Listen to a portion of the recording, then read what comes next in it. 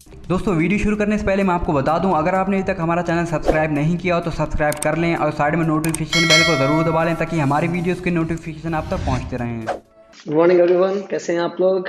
मैं गुरसेवक सिंह, आपका physics teacher, आपके सामने आया हूँ आज एक नई चीज़ के लिए।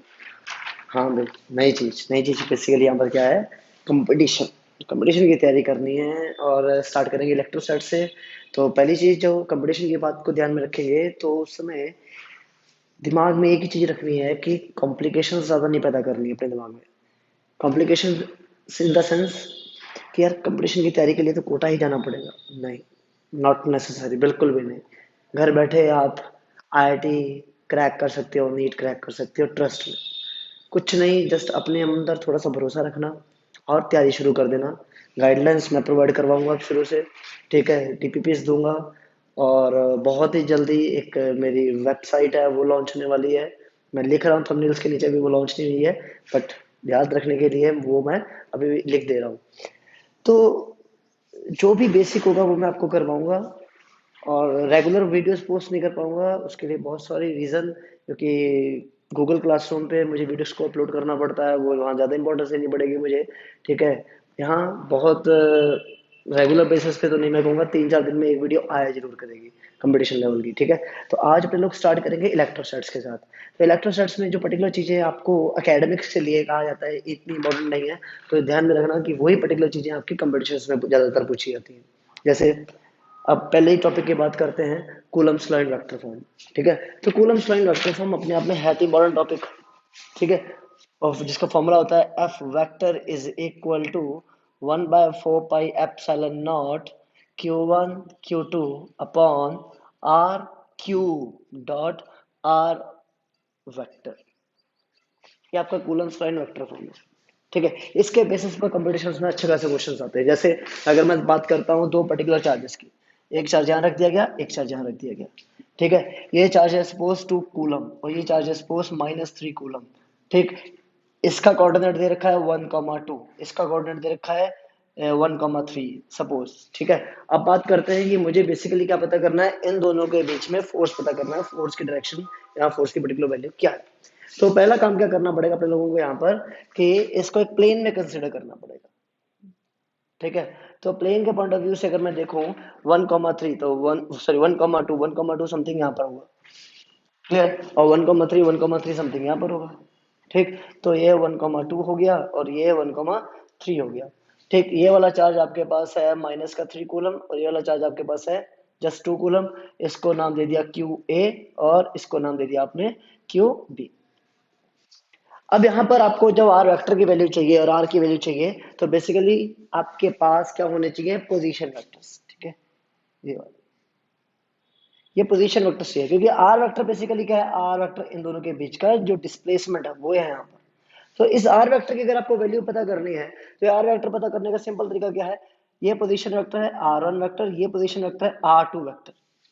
ये R1 वेक्टर और R2 वेक्टर जो पोजीशन वेक्टर्स आपको गिवन है, या आप गिवन तो नहीं है, कोऑर्डिनेट्स गिवन है, बट कोऑर्डिनेट्स गिवन होते हैं तो आप पोजीशन वेक्टर निकाल लेते हो। जैसे सपोज x, y आपके पास कोई कोऑर्डिनेट है ना, इस x, y कोऑर्डिनेट की हेल्प से आप पोजीशन वेक्टर कैसे निकालोगे, तो r vector will be equal to what, x i cap plus y j cap, ठीक। तो यहाँ पर कोऑर्डिनेट गिवन है, जैसे सपोज 1,2, तो r1 वेक्टर क्या होगा, i cap plus 2 j cap, और r2 वेक्टर क्या होगा, आई कैप प्लस 3 जे कैप। अब यहाँ पर आपको चाहिए था आर वेक्टर, तो आर वेक्टर की वैल्यू क्या होगी, तो आर वेक्टर की वैल्यू होगी R2 vector minus R1 vector.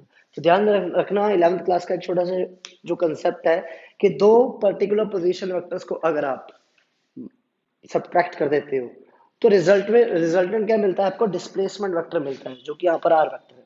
तो R2 वेक्टर की वैल्यू आपने पुट करी आई कैप प्लस 3 जे कैप, ठीक है, माइनस आई कैप प्लस 2 जे कैप।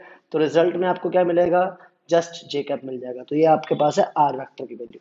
तो इन केस आर वेक्टर यहाँ पर बेसिकली क्या प्रोवाइड करवा देगा, डायरेक्शन प्रोवाइड करवा देगा, किसकी डायरेक्शन, एफ वेक्टर की, ठीक है। अब चाहिए आपको आर आर की वैल्यू भी, तो आर की वैल्यू कैसे निकाल सकता हूँ, तो आर वेक्टर का मॉड, ठीक। सपोज आपके पास ये था आर वेक्टर, तो यहाँ से सपोज एक्स आई कैप प्लस वाई जे कैप के अगर फॉर्म में होता, तो मॉड ऑफ आर क्या आता, अंडर रूट ऑफ एक्स का स्क्वायर प्लस वाई का स्क्वायर।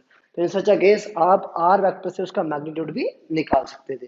ठीक है, तो यहाँ पर तो सिंपली यार क्या आएगा, under root of X square plus Y square, X की वैल्यू है नहीं, जीरो हो गया, तो जस्ट क्या बचा, वाई, वाई की वैल्यू क्या है, वन, तो क्या मिलेगा, जस्ट वन का स्क्वायर, तो मॉड ऑफ आर की वैल्यू कितनी आ गई, वन आ गई। ठीक, अब आपको क्या निकालना है, एफ वेक्टर निकालना है, तो क्यू वन की वैल्यू क्या है, क्यू ए जो था 2 कूलम, और क्यू टू की वैल्यू क्या है, जो कि क्यू बी है यहाँ पर माइनस का 3 कूलम।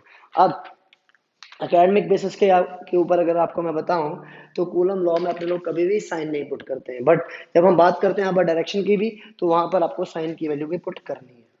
क्लियर है, तो यहाँ पर फोर्स का जो नेगेटिव साइन होगा वो क्या बताएगा, फोर्स का पॉजिटिव साइन आएगा वो क्या बताएगा, तो नेगेटिव साइन जब भी आता है फोर्स के लिए यहाँ पर, तो it is understood that both the charges are going to attract each other. ठीक है, और अगर कहीं प्लस आ जाता है तो it is understood that both the charges are going to repel each other. ठीक है, क्वेश्चन में भी पूछा जा सकता है। तो सिंपली क्या करना है, आपके पास आर वेक्टर की वैल्यू है, आपके पास आर की वैल्यू है, आपके पास Q1 Q2 की वैल्यू है, वो पुट करोगे, 1/4 एप्सिलॉन नॉट की वैल्यू क्या होती है, 9 × 10⁹ ये सारी वैल्यूज को पुट करने के बाद आपको एफ फैक्टर की वैल्यू मिल जाएगी। हो सकता है ऑप्शंस में जे कैप गिवन हो, ठीक है, समथिंग वैल्यू जे कैप, ठीक है, समथिंग वैल्यू जे कैप, समथिंग वैल्यू आई कैप ऑप्शंस में, तो दिमाग में क्या रखना है, डायरेक्शन तो जाहिर सी बात है किधर होगी, जे कैप के फॉर्म में होगी। हो सकता है किसी पर्टिकुलर ऑप्शन में नेगेटिव साइन ना पुट करा गया हो और किसी में पुट करा गया हो, तो किसके ऊपर टिक करना है, जिसमें नेगेटिव साइन है। F vector means the direction should be there, तो डायरेक्शन नेगेटिव साइन के साथ आपको शो करनी पड़ेगी। क्लियर है, अगले टॉपिक की तरफ बढ़ते हैं, सॉरी अगला क्वेश्चन की तरफ बढ़ते हैं। तो उम्मीद करता हूं ये सिंपल सा जो क्वेश्चन था आपको समझ में आ गया होगा। ठीक है, तो अगला क्वेश्चन है, सपोज एक पर्टिकुलर रॉड दे रखी है ना, एल लेंथ की, एल लेंथ की एक रॉड है आपके पास, इस एल लेंथ की रॉड पर चार्ज टोटल दे रखा है क्यू, टोटल लेंथ पर रॉड पर चार्ज दे रखा है क्यू, फिर एक और चार्ज रखा गया है वही सेम क्यू एल दूरी पर। ठीक, तो पता ये करना है कि इस रॉड की वजह से इसके ऊपर का फोर्स कितना है। देखा जाए तो यार कूलम लॉ क्या लग सकता है, सोचिए एक बार, क्या लग सकता है कूलम लॉ, नहीं, क्यों, क्योंकि फोर्स जो कूलम का है वो लगता है पॉइंट चार्जेस के बीच में, और यहाँ पर ये एल लेंथ दे रखी है जिसका चार्ज क्यू है, तो जाहिर सी बात है यहाँ तो कूलम लॉ वेरीफाई, सॉरी आपका लग ही नहीं सकता। तो बेसिकली कि इस केस में क्या करना पड़ेगा, मैं मानना पड़ेगा मुझे कि कोई स्मॉल एलिमेंट है, very small element, dx element, जिसकी लेंथ q से कितनी है, x, कितनी है, x, एक छोटा सा इंटीग्रेशन करना पड़ेगा, मैं फोर्स की वैल्यू पता कर लूंगा। ठीक है, x दूरी पर q से dx नाम का एक एलिमेंट माना गया, और इस dx एलिमेंट का मुझे चार्ज पता करना है। जाहिर सी बात है वो चार्ज में मुझे अगर निकालना पड़े तो समथिंग dq होगा, तो वो dq चार्ज एक स्मॉल पार्ट है, स्मॉल पॉइंट चार्ज मान लूंगा, और एक q चार्ज है, फिर एक स्मॉल फोर्स मिल जाएगा 1/4πε0 dq into q upon x का स्क्वायर। ठीक, अब अगर मुझे टोटल फोर्स पता करना है, अगर मुझे टोटल फोर्स पता करना है तो जाहिर सी बात है मुझे वहां पर एक इंटीग्रेशन करना पड़ेगा, मुझे वहां पर dq की वैल्यू पता होनी चाहिए। अब एक यूनिटरी मेथड है जिसमें लिखा, जिसके अकॉर्डिंग मैं इस dq की वैल्यू निकाल सकता हूं। तो देखा जाए l लेंथ पर q चार्ज, तो यूनिट लेंथ पर q/l चार्ज, तो dx लेंथ पर कितना चार्ज होगा, तो q/l इंटू dx। ठीक, तो बेसिकली ये dx लेंथ पर इतना चार्ज है, तो किसको रिप्रेजेंट कर रहा है, ये dq चार्ज को रिप्रेजेंट कर रहा है। ठीक है, तो dq चार्ज की वैल्यू कितनी है, q/l dx, तो ये dq की वैल्यू को मैं पुट कर दूंगा, तो df की वैल्यू कितनी आ जाएगी, 1/4πε0। ठीक है, इसकी वैल्यू को dq में पुट करा, तो q/l इंटू dx, बची चीज किसकी वैल्यू, q अपॉन x का स्क्वायर, तो df is equal to 1/4πε0 q square upon l, integration करेंगे, चलो नेक्स्ट स्टेप में कर देंगे, 1/x का square dx। Clear, total integration, तो टोटल इंटीग्रेशन कहां से कहां, तो सारे के सारे एलिमेंट्स कहां से काउंट करेंगे, यहां से, और कहां तक जाना है, यहां तक। तो आपका पॉइंट ऑफ रेफरेंस Q है, तो Q से देखा जाए ये दूरी कितनी है L, और ये दूरी कितनी है 2L। तो लिमिट कहां से कहां लगानी पड़ेगी, तो टोटल फोर्स पता करने के लिए लिमिट कहां से कहां, L से 2L तक 1/4πε0 Q square upon L 1/x का स्क्वायर dx। पर ये सारी चीज क्या है, कांस्टेंट है, ये बाहर आ जाएगी। 1/x स्क्वायर का इंटीग्रेशन क्या होता है, तो 1/x स्क्वायर का इंटीग्रेशन L और 2L तक उसकी लिमिट लगानी पड़ेगी। तो x की पावर -2 + 1 अपॉन -2 + 1, तो क्या मिलेगा, x की पावर -1 अपॉन -1। ये पर्टिकुलर वैल्यू आ गई इसकी, इसको आप लिमिट्स में लिमिट्स के साथ पुट करेंगे। लिमिट्स क्या क्या है, L से 2L तक, आपका आंसर आ जाएगा। ठीक है, देखो पसीना आ रहा है, क्यों, मुझे पंखा बंद करना पड़ रहा है। क्यों बंद करना पड़ रहा है पंखा, सर चलाओ। अरे बहुत आवाज आती है पंखे की, है ना। तो अगर लग रहा है यार अच्छा कर रहा हूँ मैं, आपके लिए भले के लिए कर रहा हूँ, तो please go ahead subscribe the channel please, है ना। ओके, अब अगला क्वेश्चन की तरफ बढ़ते हैं। होपफुली उम्मीद करता हूँ ये समझ में आ गया था, और अगर मैंने जल्दी रब कर दिया तो प्लीज पीछे जाके वीडियो को पॉज करके इसका सोल्यूशन एक बार आप नोट डाउन कर सकते हो। अब देखिए, ऐसे ही क्वेश्चन आएंगे कंपटीशन में, सीधे इधर नहीं आते, 2 पॉइंट चार्जेस के बीच में डिस्टेंस इतना दे रखा है, फोर्स पता करिए ना, इंटीग्रेशन मेथड लगता है। ठीक है, कूलम्स लॉ का वेक्टर फॉर्म पूछा जाता है, उसके बेसिस के ऊपर कोऑर्डिनेट्स दे रखे होंगे और चार्जेस दे रखे होंगे, तो फोर्स पता करने के लिए पूछा जाता है। अब ये सिंपल सा क्वेश्चन आ गया है, देखिए ध्यान से। Consider 3 charges Q1 Q2 Q3 each equal to Q at the vertices of an equilateral triangle of side L. What is the force on charge Q placed at the center of the triangle? ठीक है, अब ये आपके पास है एक equilateral triangle. ठीक है, equilateral triangle, charges हैं Q1 Q2 और Q3। ठीक, अब सेंट्रॉइड पर क्या रखा हुआ है, एक पर्टिकुलर चार्ज कैपिटल Q नाम का। ठीक है, अब यहां से लेके यहां तक की दूरी, यहां से लेके यहां तक की दूरी, और यहां से लेके यहां तक की दूरी, तो ये पर्टिकुलर दूरी मैं निकाल सकता हूं। बेसिकली ये दूरी कितनी होगी, तो अगर ये है L लेंथ, ये है L लेंथ, और ये है L लेंथ। ठीक है, और अगर ये पर्टिकुलर इनको मैं प्रोड्यूस करूं, तो ये आपकी बन जाती है L/2, और ये बन गई L। तो मैं ये कंप्लीट जो लेंथ है ये मैं पता कर लूंगा पाइथागोरस थ्योरम के साथ। पता करने के बाद ये पर्टिकुलर जो पार्ट होता है ना लेंथ का, ये होता है 2:1 का। तो लेंथ का जो 2 वाला पार्ट होगा वो मैं निकाल के इसमें पुट कर दूंगा, तो ये सारे की सारी लेंथ क्या होगी, सेम होगी। पूछा जा रहा है कि भाई what is the force on charge Q, इस चार्ज Q के ऊपर का फोर्स पता करिए। तो भाई Q3 ने इसको रिपेल करा इधर की तरफ, Q2 ने रिपेल करा इसको इधर की तरफ, और Q1 ने रिपेल करा Q1 को इधर की तरफ, नीचे की तरफ। ठीक, अब अगर मैं इसको कोऑर्डिनेट फॉर्म में बनाना चाहूं एक्सेस के पॉइंट ऑफ व्यू से, और यहाँ पर आपका Q रखा हुआ है, ध्यान से देखिए, Q1 का फोर्स जाएगा नीचे की तरफ, दैट इज F1। Q3 का फोर्स जाएगा इधर, दैट इज F3। Q2 का फोर्स जाएगा इधर, दैट इज F2। ठीक, अब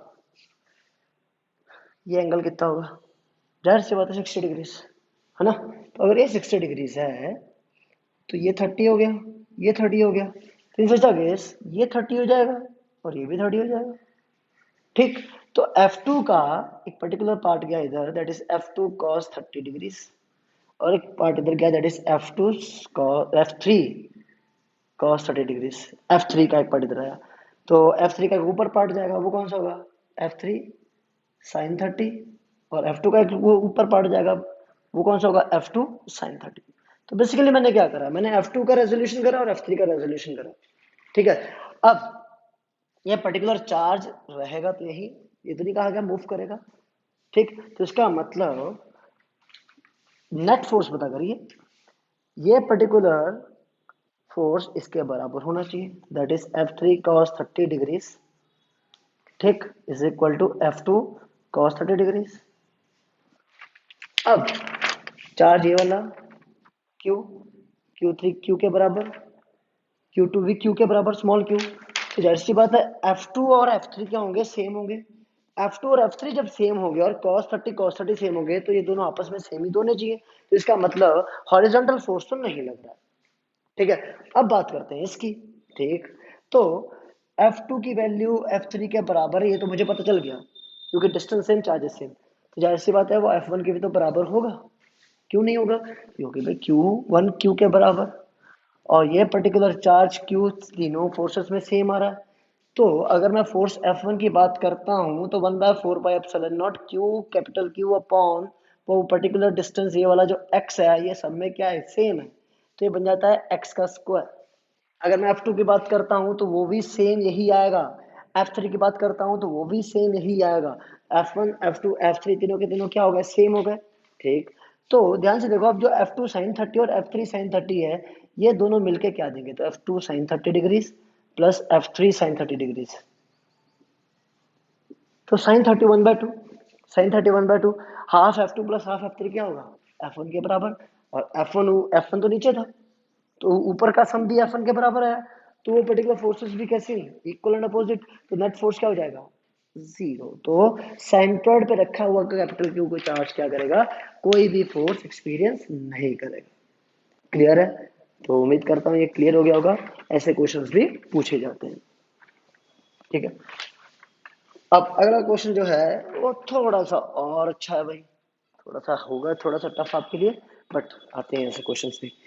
कहा गया है कि भाई एक पर्टिकुलर दो स्ट्रिंग्स है ना, दो स्ट्रिंग्स हैं और दोनों स्ट्रिंग्स के साथ दो स्फीयर्स को बांध दिया गया, जिनके पास अपना एक चार्ज है Q नाम का, इसके पास भी चार्ज क्या है, Q नाम का।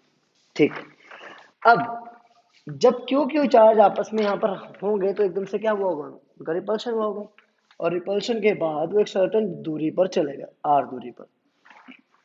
स्ट्रिंग की लेंथ दे रखी है L। ठीक, तो ये मेरा पार्ट आ गया कंस्ट्रक्शन में, जो मैंने डॉटेड लाइन से ड्रॉ करा है। तो कहीं बीच में जितनी दूरी पर ये चार्ज है उतनी दूरी पर ये चार्ज हुआ होगा। ठीक है, पता क्या करना है, पता करना है कि भाई चार्ज क्यू की वैल्यू कितनी है, पता ये करके दिखाओ, ये चार्ज क्यू की कितनी वैल्यू। चलो, अगर ये पर्टिकुलर दूरी सेम है तो ये एंगल थीटा भी सेम होगा, कोई दिक्कत नहीं, ठीक है सेम होगा।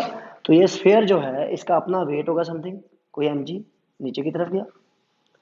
ठीक, ये स्ट्रिंग में इसने कोई ना कोई एक टेंशन पैदा करती होगी, 11th क्लास का कंसेप्ट है भाई, तो टेंशन टी ऊपर की तरफ गई।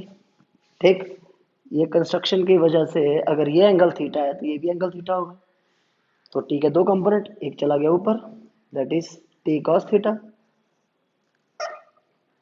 और एक चला गया इधर that is T sine theta.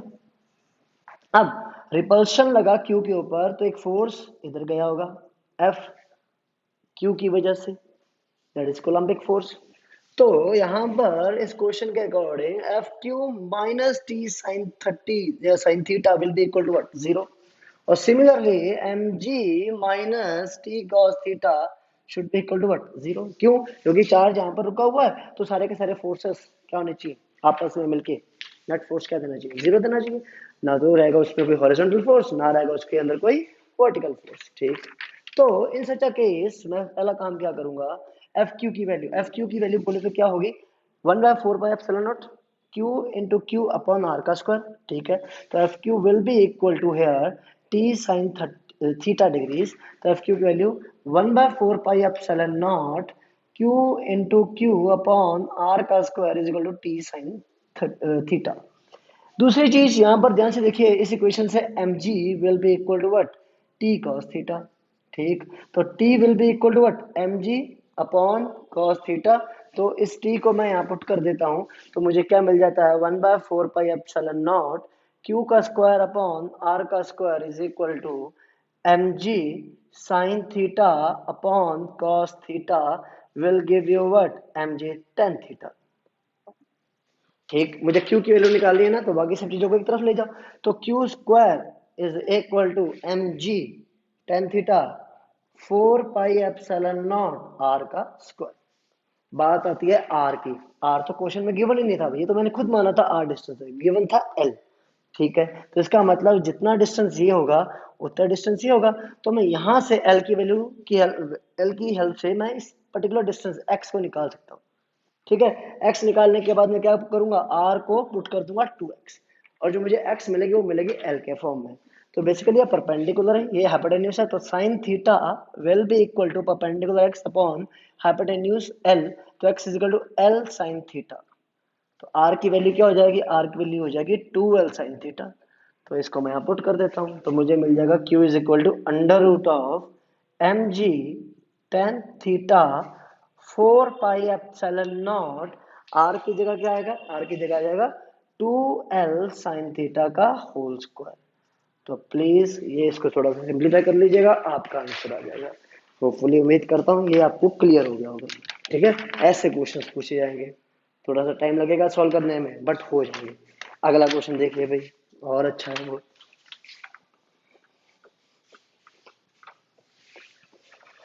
मजा आ रहा है, तो आ रहा है तो प्लीज इसको शेयर करो यार, बाकी भी लोग वेट कर रहे होंगे मेरा। हाँ, अगला एक बड़ा कॉम्प्लिकेटेड सा एक इलेक्ट्रिक फील्ड का पैटर्न है। ठीक है, वो ड्रॉ कर रहा हूँ मैं यहाँ पर, देखिएगा जरा। तो समथिंग ये है फील्ड लाइंस,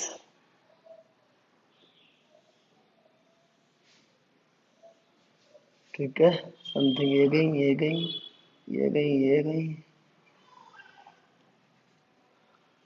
और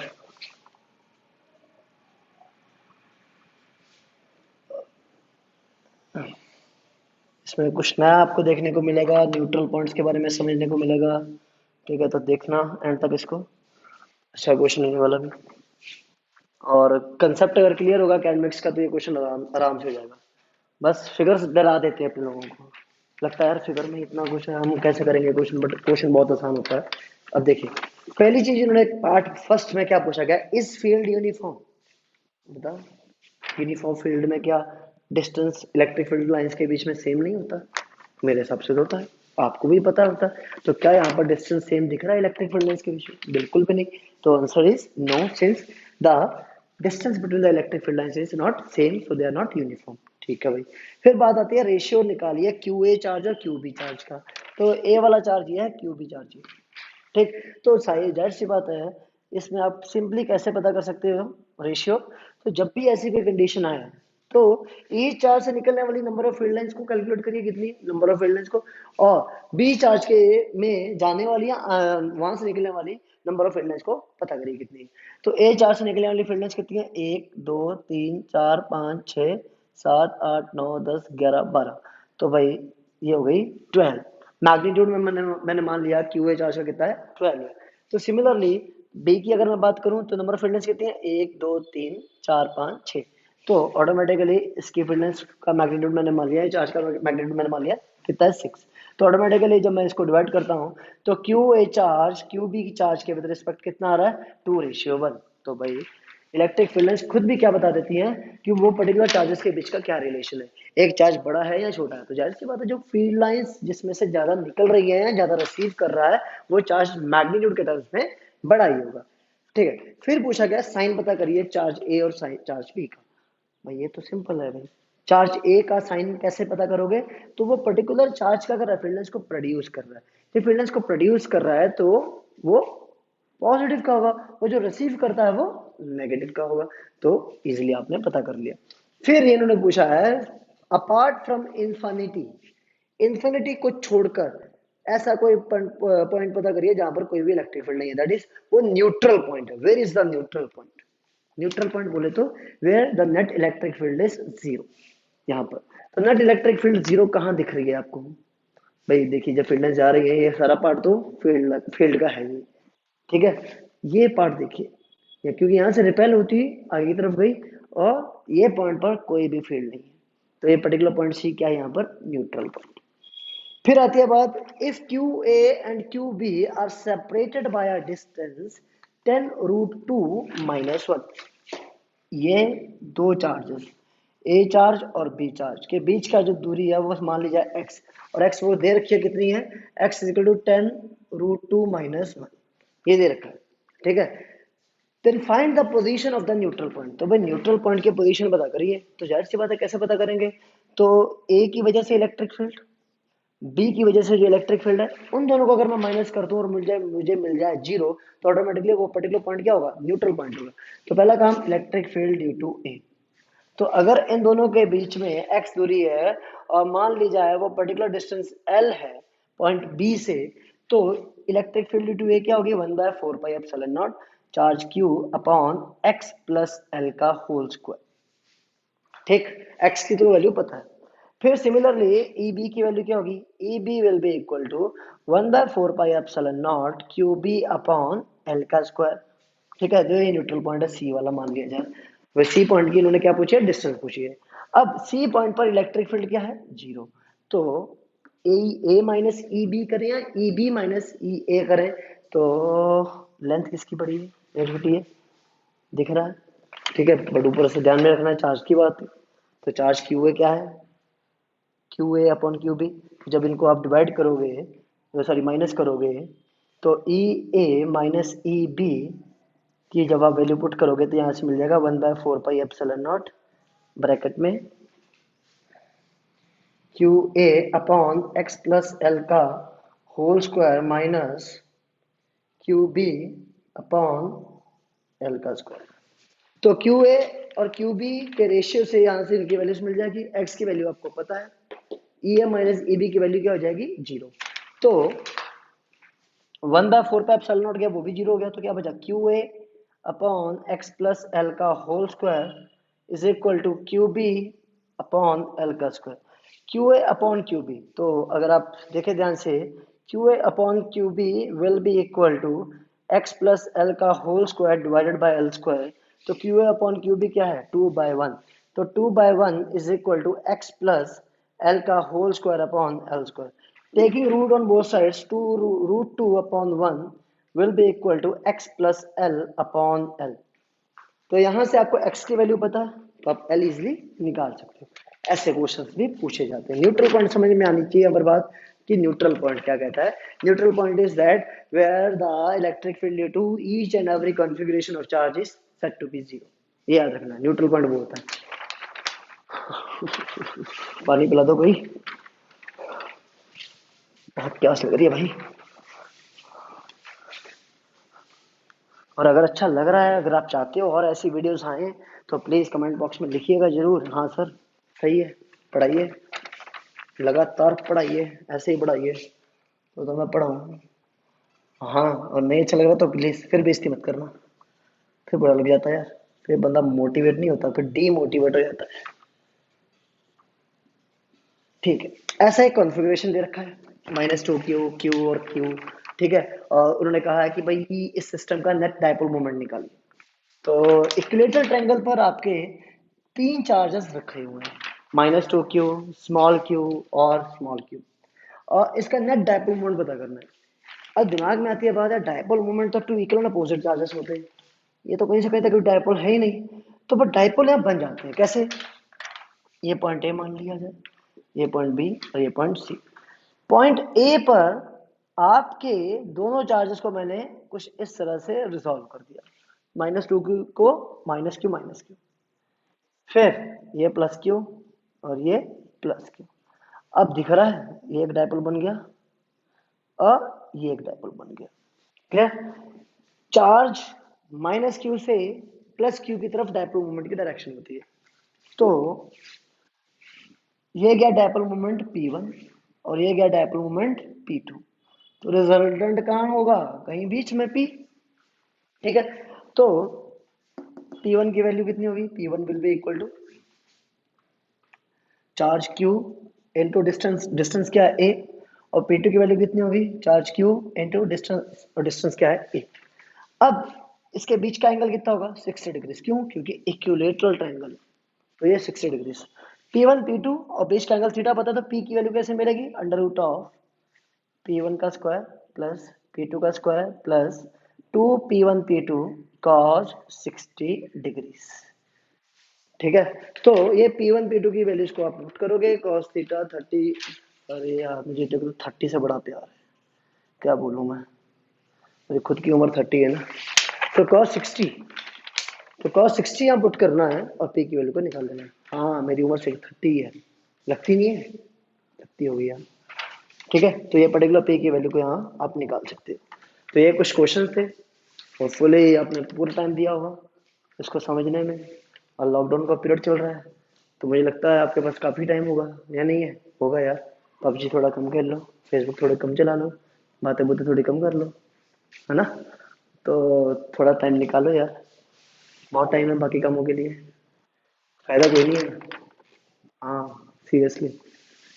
तो ये पर्टिकुलर क्वेश्चंस आपको क्लियर हो गए हैं तो प्लीज़ करिए इनको, मैं भी थक चुका हूँ पढ़ा पढ़ा कर आपको, आपका दिमाग खा खा के। Thank you so much.